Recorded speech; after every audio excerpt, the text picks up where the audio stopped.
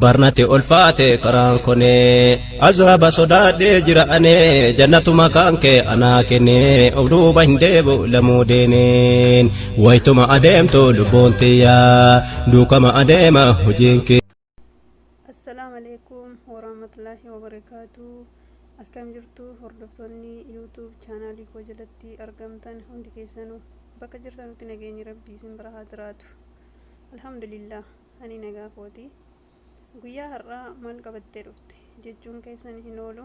Nyaata hedduu miidhagaa bareedaa yeroo mana namaa deemtan mana keessan keessatti haala salphaadhaan hojjettanii fudhattanii deemuu dandeessan isiniif qabadhee dhufeetaniin jira. Innis maal yoo jettan kuukiisii yookiin buskutiidha.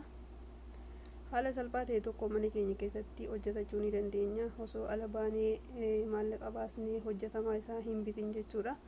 Kanaaf warri mana kiyyaaf haarawaa taatan subscribe, warri duraan maatii kiyya turtan immoo like share gochuu hin dagatina. Haga dhumaatti na hordofaa.